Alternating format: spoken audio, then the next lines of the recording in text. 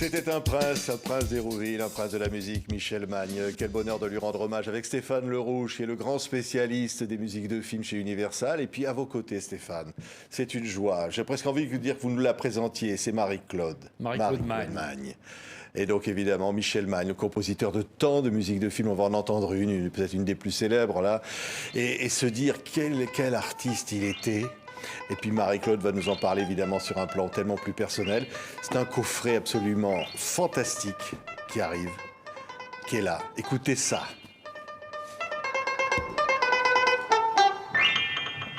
Ça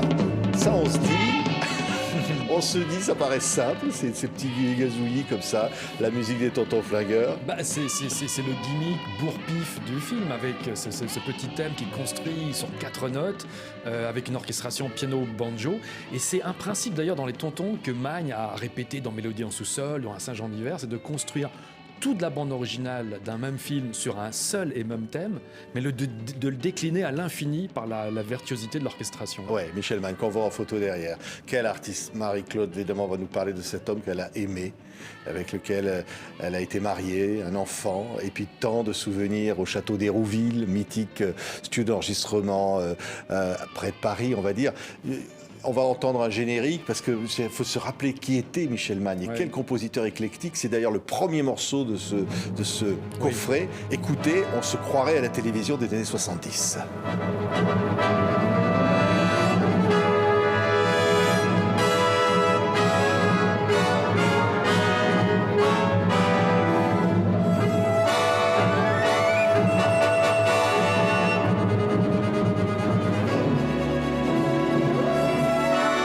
C'est 5 colonnes à la une.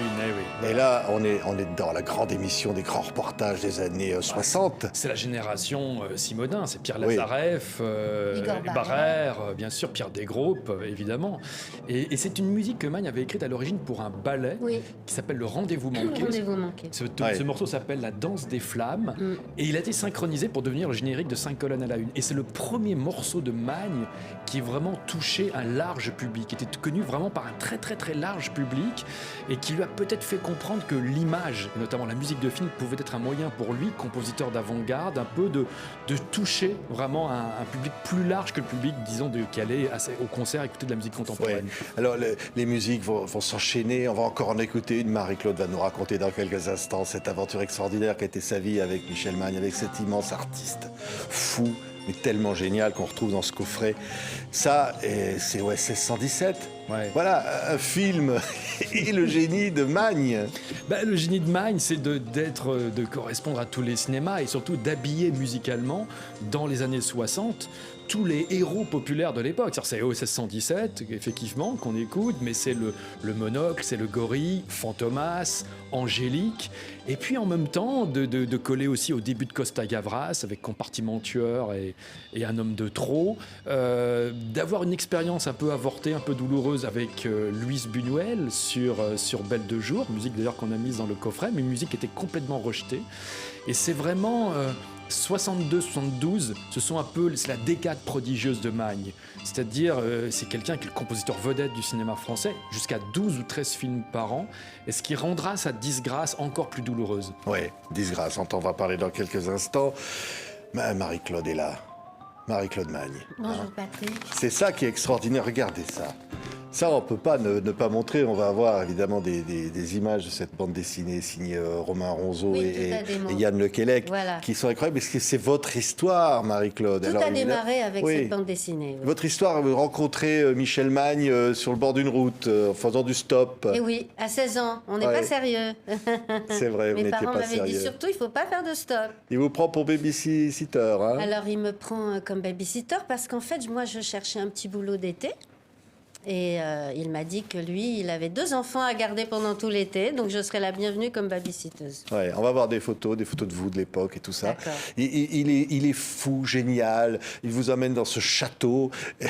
On vous dit, mais attends, il y a un château, il a une piscine. Oui, je dis à mes potes, évidemment, au lycée, Michel nous invite dans son château. Il nous invite pour faire visiter son studio, pour nous baigner dans la piscine. Il est très sympathique, cet homme. Et on va faire la découverte d'un compositeur. Mais moi, ce que j'aimais chez Michel, c'était sa musique, en dehors de sa musique de film, sa musique un peu barrée. Et ce qui m'a plu énormément, c'est qu'il était un créateur absolument pluriel et fou, mais fou génial, en fait. Oui. Ah ben ça. Voilà, alors il m'a fait une cour merveilleuse un an après, mais j'étais pas tellement sûre, moi, de pouvoir accepter cette cour. Et puis finalement, j'ai craqué quand il m'a joué Angélique au piano. Ah oui, il vous a joué Angélique au piano. Oui. Il m'a Dur joué de Angélique résister. au piano, c'est dur Ouais. de résister. Et c'est avec le recul maintenant, je me dis, mais Michel était l'homme de ma vie. Oui, c'est vrai. Alors, on va voir des extraits de cette bande dessinée, là, défiler, hein. Pendant qu'on va écouter, tiens, par exemple, un singe en hiver. Mais on voit, voilà, ça c'est vous. Voilà. Il vous photographie. D'ailleurs, à un moment, il dit, ah, tu m'as plus photographié. Il y a vraiment une relation amoureuse qui se crée dans un univers, parce que le titre du coffret, c'est Le Prince d'Hérouville. C'est-à-dire ce château, hein, à Auvers-sur-Oise, tout près d'Auvers-sur-Oise, Oui. dans lequel il À rêve de Hérouville, faire en venir Vexin. tous les plus grands musiciens du monde, parce que c'est son rêve. Oui, c'est-à-dire qu'au départ, c'était pas son rêve. Moi, quand je l'ai rencontré, c'était son studio d'enregistrement. Il voulait avoir son propre home studio pour enregistrer ses musiques de film. Mais en fait, c'est devenu un rêve à partir du moment où il a vu que les Grateful Dead, on a accueilli les Grateful Dead en juin 71, et à partir de juin 71 jusqu'à juin 73, ça n'a pas dérempli. Ça n'a pas dérempli. Et c'est là que les grands musiciens internationaux, tous les groupes de Californie, que j'écoutais beaucoup, moi, à l'époque, c'était ma musique. Hein. J'écoutais Crosby, Stills, Nash & Young, les Grateful Dead. J'écoutais aussi les Beatles et les Stones. Mais j'écoutais beaucoup la musique californienne. Et ce qui est formidable, je trouve, par rapport à ce que dit Marie-Claude, c'est que Magne, Magne, c'est une sorte de génie de tous les contraires. Et il a eu cette idée de créer un studio qui est à la pointe de la technologie, à l'époque, hein, en 70, dans un lieu chargé d'histoire, un lieu avec un passé. Marie-Claude raconte souvent que le château d'Hérouville aurait abrité les amours de Chopin et de George Sand.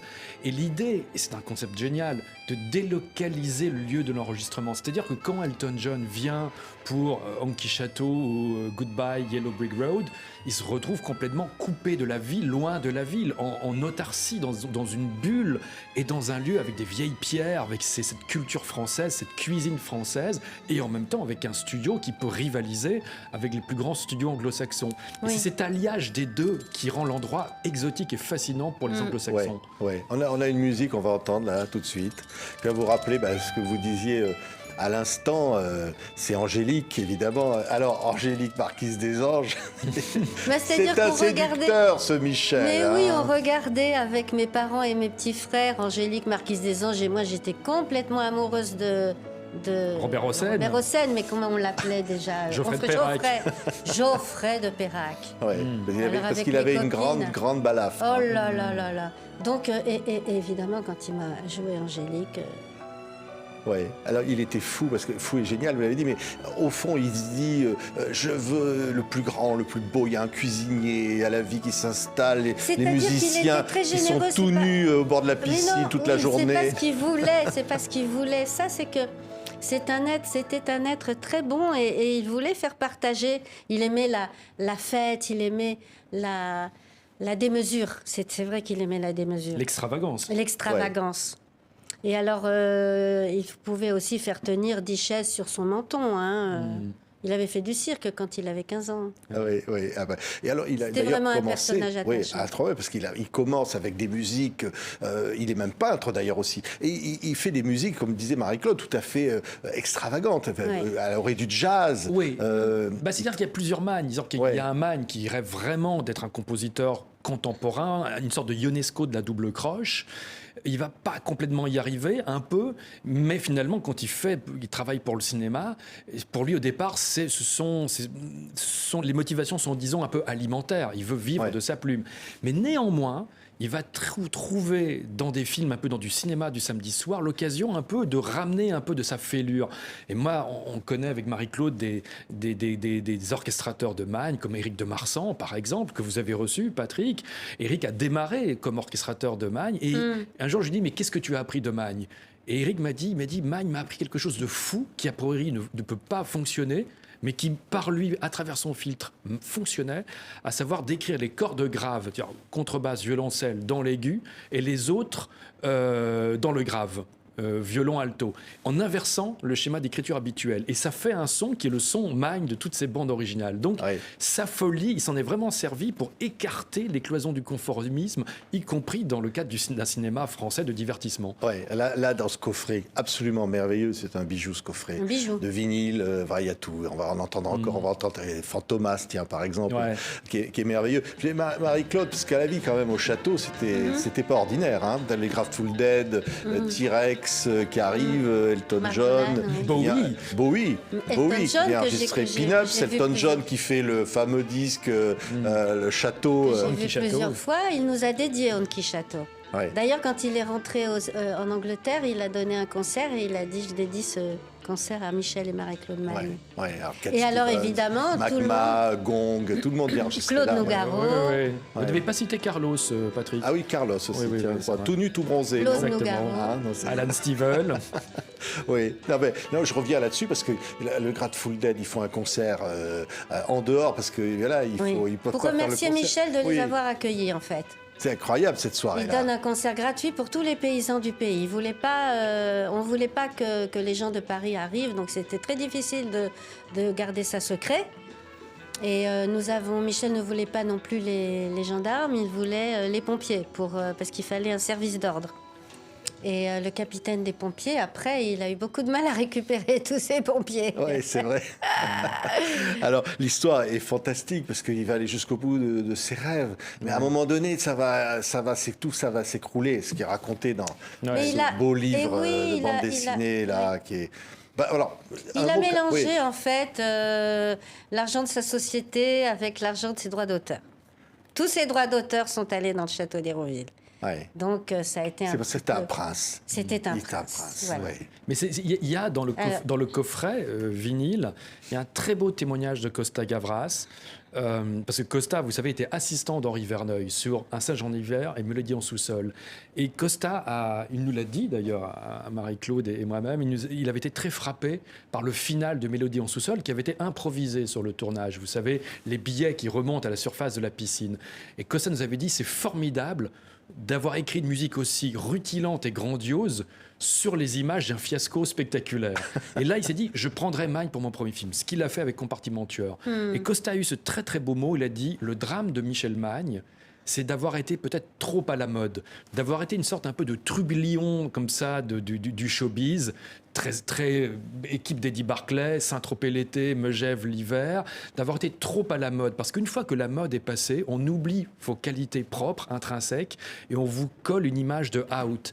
Et c'est un peu ce qui lui est arrivé, et ce qui est un tout petit peu cruel d'ailleurs. Et Costa disait... C'est étrange, mais je vois une sorte de symétrie entre le parcours, la trajectoire de Magne et celle de Gene Seberg. Quelqu'un qui était tellement célébré et avec une chute qui était encore plus radicale. Ils se sont connus, Gene Seberg et Michel Magne. Une musique. Avec Sagan. Jean-Yann, on va entendre. Tiens, tout le monde il est beau, tout le monde il est gentil. Oui, Marie-Claude, oui. C'est parce que je voulais faire suite à ce que dit Stéphane. C'est que à la mode, très à la mode, oui. Mais il était très jalousé du coup. Donc du coup, on lui en voulait beaucoup d'avoir tout ça. Et puis Hérouville, c'est formidable. Aujourd'hui, c'est mythifié à juste titre. Et en même temps, Magne s'est éloigné physiquement du cinéma, de Paris, et le cinéma s'est éloigné de lui aussi. Ce sont 2 années charnières, c'est 70-72, mais ce sont aussi 2 années pendant lesquelles ses anciens assistants, Michel Colombier, Éric de Marsan, Jean-Claude Vanier, eux-mêmes commencent à écrire pour le cinéma. Les copains de sa génération, Francis Lay, Claude Bolling, avec lequel il était au service militaire, aussi écrivent pour le cinéma. Puis d'autres générations arrivent, Philippe Sard, Vladimir Cosma. Et donc c'est vrai que quand il décide vraiment de recommencer, de se donner plus de liberté et de laisser tomber, d'abandonner la gestion du studio, il y a déjà une autre génération qui a commencé à composer pour l'image. Oui, jusqu'en 74, tout ça est dans le coffret. en fait. Tout ça est dans le coffret. Écoutez quelques instants la voix de Jean-Yann.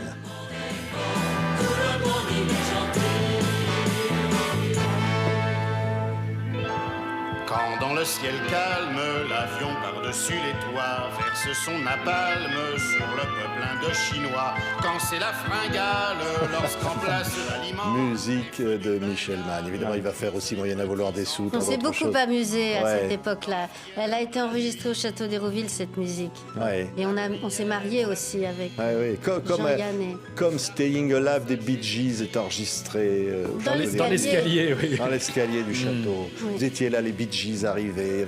C'était absolument incroyable cette époque. Alors, on va dire aussi, il y a même Johnny qui arrive à un moment qui Johnny. débarque. Il Quelle est dans merveille. dans un Ah oui, état. oui, mais trop mignon. Enfin, il est allé à la fête foraine avec nous. Il a joué le jeu. Il était vraiment sympa, Johnny. Je l'aimais beaucoup. Eddie Mitchell aussi.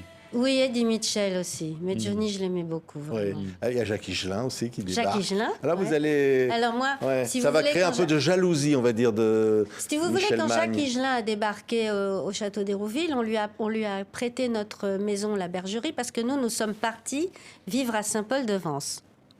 C'est la première fois que je voyais Jacques. Mais je n'étais pas là quand il a enregistré avec Laurent Thibault. C'était l'époque de Laurent Thibault, quand il a enregistré ses albums. Oui, No Man's caviar, Land. champagne. Oui, BBH, No Man's Land, Caviar et Champagne. Mais après, 10 ans après, il m'a retrouvée à Paris. Et quand il m'a vue dans un cours de danse, il m'a dit « Mais c'est elle que je veux !» Et tu es devenue la danseuse d'Higelin. Je suis devenue une des danseuses d'Higelin. Ouais, même enregistré un disque, hein, d'ailleurs. Faut pas le dire, hein, sous le nom de Zoé. Ouais. C'est pas la peine d'en parler. Un chef-d'œuvre, qui Pas la peine d'en parler. Qui s'appelait Je te tiens par les larmichettes et Amnésie. Les larmichettes. Et Amnésie, la phase Bélard. Et ce 45 tours va faire l'objet d'un coffret, d'ailleurs, dans Rochille. Non, je fais ça. On va entendre Vous êtes quelqu'un des qui a blagueurs. Hein. enregistré au château, évidemment, c'est Bowie. Bowie qui enregistre cet album Pin-Ups, Friday on My Mind, qui est dans le coffret, hein, voilà, Ouais. un morceau Oui. qui est dans le coffret. J'étais à la Bergerie à ce moment-là parce que j'étais enceinte de mon premier enfant, Michael, fils de Michel Magne. Donc je l'ai pas vu Bowie moi, mais Michel l'a vu. Ouais. Ouais, ouais. Ce qui est très très beau d'ailleurs, et c'est pour ça que ce coffret est important, c'est que d'abord il y a le succès du roman graphique, Les Amants d'Hérouville. Là, il est là. Et ça donnait l'idée donc de concevoir le coffret vinyle en se disant on va construire avec Marie-Claude un pendant audio, musical au roman graphique. Et c'est la première fois que dans un même objet, on réunit à la fois Magne, compositeur de musique de film, Magne, expérimentateur, parce qu'il y a un album qui réunit la quintessence de ses enregistrements pop, jazz, expérimentaux, et puis un dernier vinyle dans le coffret qui réunit là pour le coup les grandes heures d'Hérouville, du studio d'enregistrement, Dont celle-là, dont Bowie, dont ce qu'on entend là. dont Cat Stevens, dont Elton Ouais. John. Et je vous assure, Écoutez. on y a passé un an, mais pour réunir toutes les autorisations C'est pas de évident. ces Hein. artistes-là. Écoutez, Bowie.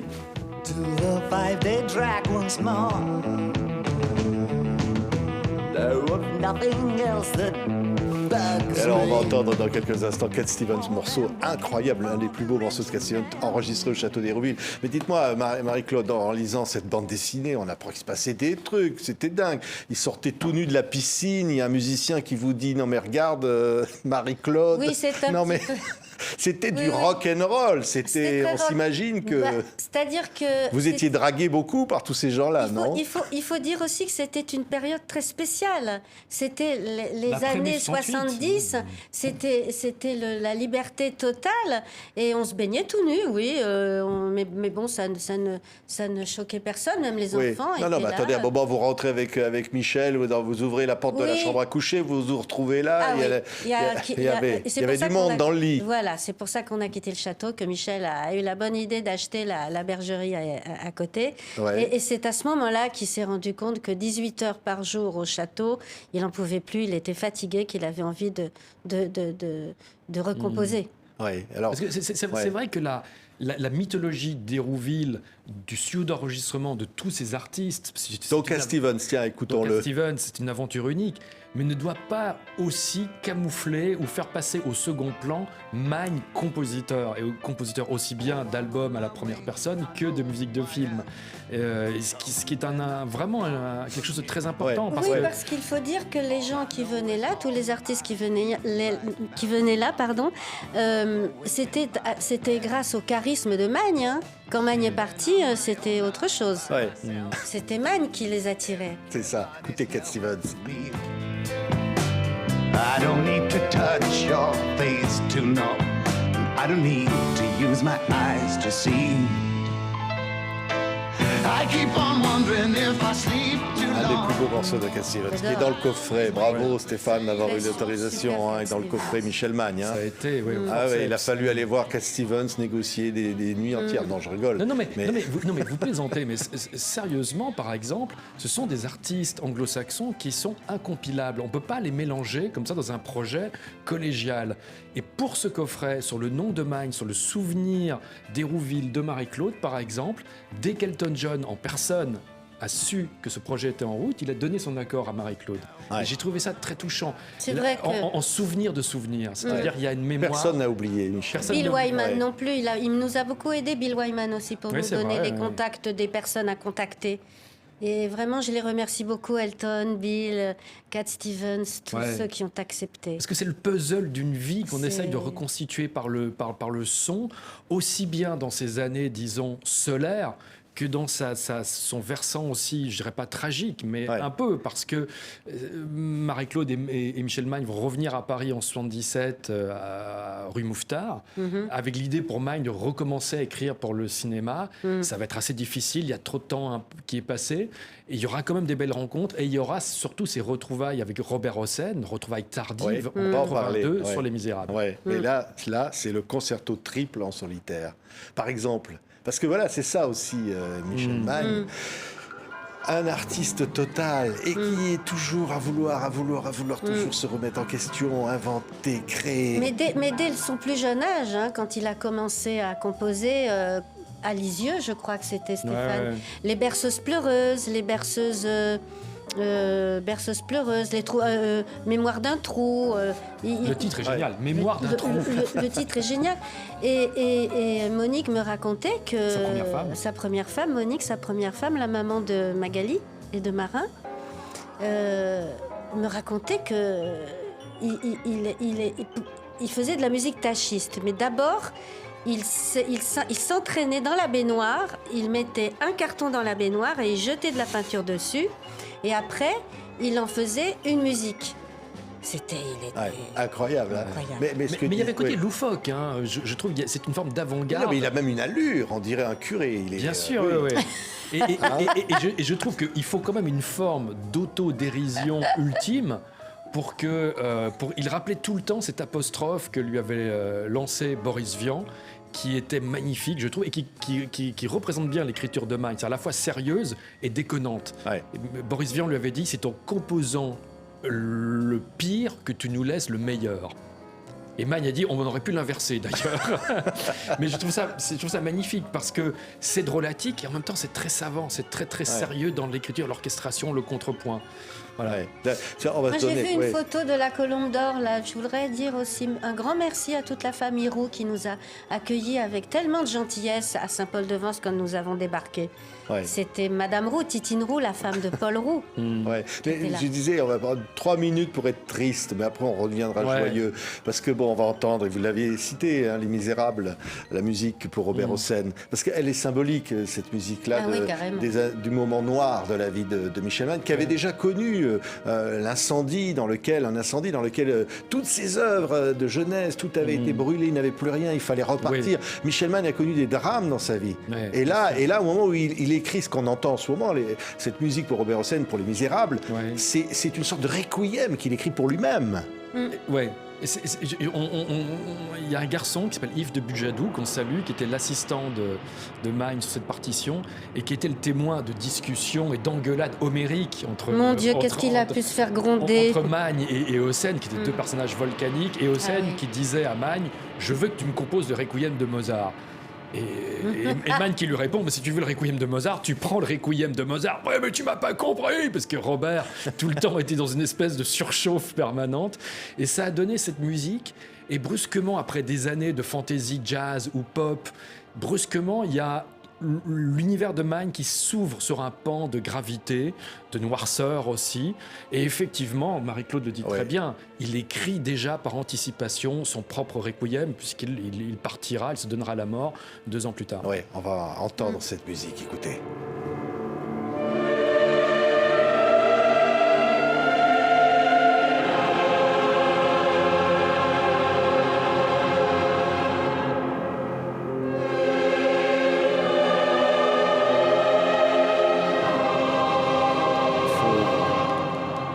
Il faut écouter Michel Magne, la diversité créatrice absolument incroyable qu'on retrouve dans ce magnifique, merveilleux coffret.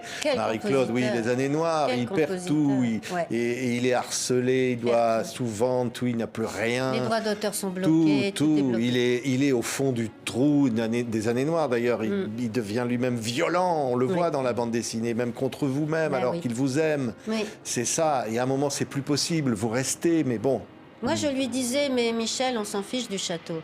Avec un papier, un crayon, je savais qu'il pouvait écrire n'importe où, c'était pas le problème. Mais lui, c'était quand même ce château, il avait mis tous ses droits d'auteur dedans, c'était c'était sa folie peut-être, comme on peut dire une folie, mais pas déjantée, mais comme on dit, il a une folie. Il s'est payé une folie, il n'a pas accepté. Surtout qu'on se moque de lui et qu'on l'attaque de tous les côtés. Ouais. Parce que du coup, il ne pouvait pas payer ses impôts, donc les premiers qui se sont servis, c'est le fisc, ce qui est normal. Mais ensuite, qu'on ne l'ait pas réhabilité parce qu'il confondait ses droits d'auteur avec les droits de la société, je pense qu'on aurait pu être un peu plus sympa avec lui quand même.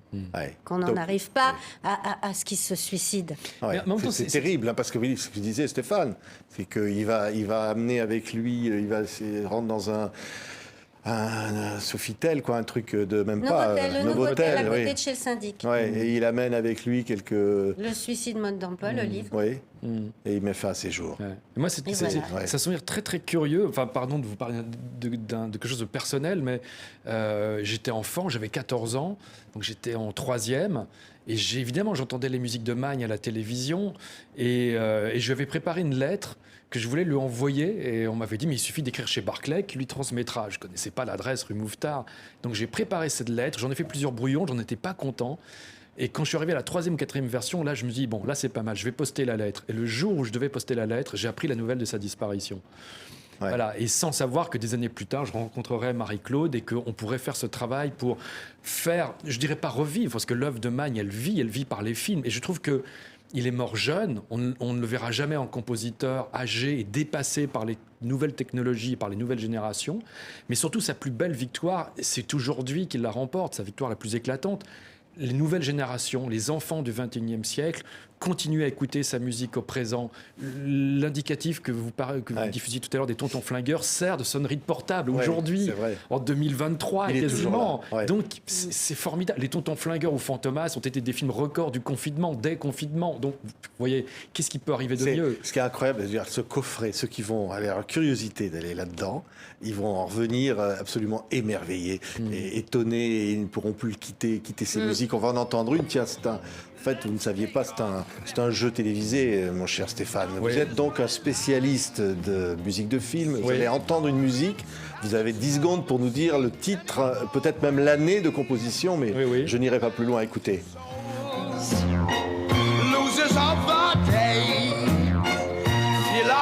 Ça, c'est le titre d'ouverture de Moshe Mouse Crucifixion. Prophète. Ouais. Boris Bergman, Michel Magne, 75. Chanté par Artie Kaplan. Artie Kaplan. Alors, voyez, il a trouvé, mais alors, je n'oserais pas vous demander l'année. 75. Bravo. Vous voulez l'ingénieur du son, le copyright également. C'est là que je trouve il y a malheureusement rien, on n'a rien à vous offrir, mais vous êtes très fort. Hein. C'est là que je trouve que Michel, quand il écrit ça, mais vous vous rendez compte comme il est en avance? C'est un rap que pourrait chanter Eminem maintenant. Ouais. D'ailleurs, tiens, s'il est arrivé là maintenant, Michel, là, vous, Marie-Claude. Ah, mais il serait fou. D'abord, vous lui diriez quoi? Vous diriez Michel. Michel. Tu nous manques. Bah oui, tu nous manques. Et non, mais ce qu'il y a, c'est qu'il serait fou de vivre toutes ces technologies-là, parce qu'il était à la pointe des synthétiseurs. Hein. Il adorait les nouvelles technologies. Ouais. Il voulait toujours les derniers. Il avait le Minimoog, il avait le Prophète, il avait je ne sais plus maintenant les noms des synthétiseurs, mais il avait tout ce qui était à la pointe à l'époque. Mais quand même, vous avez vécu avec lui des années à... Ah, mais des années merveilleuses, oui. Ouais. Et puis ce qui est beau aussi, Sur 14 ans, on peut dire que j'ai vécu 10 ans extraordinaires. Ouais. ce qui est beau, je trouve aussi, c'est que dans ce coffret, d'abord, on a une très belle sérigraphie de Romain Ronzeau, donc qui est l'un des auteurs. Tenez, Vous avez, regardez. voilà, Elle de est sérigraphie là. qui est dans le c'est coffret très qu'on peut beau. encadrer. Ouais. Et puis surtout, la musique est complétée aussi par tout un maillage de témoignages sur Michel Magne. C'est que j'ai eu la chance de pouvoir rencontrer des cinéastes qui ont travaillé avec lui. Donc dans le coffret, vous trouvez les témoignages de Georges Lautner, d'Henri Verneuil, de Costa, de Boris Bergman, d'Hossein. Ouais. Et beaucoup... Hossein et Costa ont été adorés. Ouais. Ouais. T'as une photo de votre mariage là derrière. Oui, mariage. oui. Mariage de Alors, il avait Marie-Claude oublié, et Michel. Au début, il me disait qu'il avait oublié les alliances, mais en fait, c'était un gag encore, il faisait que des gags. Non, mais Et regardez, il y a ses parents derrière, Louise et Léon, Ouais, on les voit, on les discerne. les parents de Michel. Non, ce qui est beau, je trouve aussi, c'est que Ah, moi, j'étais dans- hyper émue. Hein. dans les témoignages, il y a trois types d'analyse du personnage de Magne. Il y a Henri Verneuil, par exemple, malgré 2 partitions très réussies, qui a été déconcerté par la personnalité fantasque de Magne. Il y a Roger Vadim, son copain de jeunesse, qui dit « Magne aurait pu tourner bourgeois, il s'est inventé un personnage de fou, en s'imprégnant de principes dadaïstes et surréalistes, mais s'est construit ce personnage. » Et Ah oui. troisième témoignage, Lautner qui dit « Magne jouait un peu au fou, ou surjouait le fou, mais je pense qu'il avait au fond de lui-même une vraie fêlure naturelle. » Et qu'il l'a laissé vraiment... et que finalement, il y a une partie de cette fêlure qui était positive, puisque elle a donné lieu à des grandes partitions pour l'image, et il y a une partie de cette folie qui a été en partie autodestructrice. Eh oui, et une folie géniale. Et on va se quitter avec... Tiens, il y a un témoignage aussi de Costa Gavras dans le coffret, Compartiment tueur, une des musiques géniales Ah oui. du grand Michel Magne. Et puis c'est Marie-Claude qui va garder le mot de la fin. Marie-Claude. Alors moi, tout Ouais. ça, tout ce que je fais sur Michel, c'est pour donc la réhabilitation de Michel Magne, qu'on n'entendait plus parler, mais c'est surtout aussi pour mes petits-enfants, Mathilde et Samuel Magne, Ouais, les enfants de mon fils. ouais. Parce que c'est très important pour eux de voir qui était leur grand-père, d'où ils viennent. Ouais. D'où viennent-ils, ces petits? En tout Ouais. cas, voilà, on est... Ils viennent de là. Hein. Ils viennent de là? Ouais. Et cette musique-là, c'est lui. Tout est lui. Ouais. Il y a tout Michel là-dedans. Oui. Quand vous l'entendez, vous l'imaginez toujours. Ben oui, il est toujours là. Toujours là. Moi, il me remercie, il m'envoie des baisers, il me remercie, il est très fier de moi, là. Fier de ce coffret. Merci. Le Prince Marie-Claude- d'Hérouville. Marie-Claude Magne. Merci et beaucoup, Stéphane Patrick. Le Rouge. Merci. Le Prince d'Hérouville. Magnifique, magnifique coffret. Et puis moi, je vous conseille ça aussi, hein, pour tout savoir de la vie de Marie-Claude et de Michel, les années d'Hérouville. Une histoire vraie. Une histoire vraie, Une histoire où je vraie. raconte tout. Incroyable document et bande dessinée qui est joint évidemment avec le coffret. C'est génial. Merci à tous les deux. Merci. Et Michel Merci Mann. beaucoup, Patrick. Michel Mann, Compartiment tueur.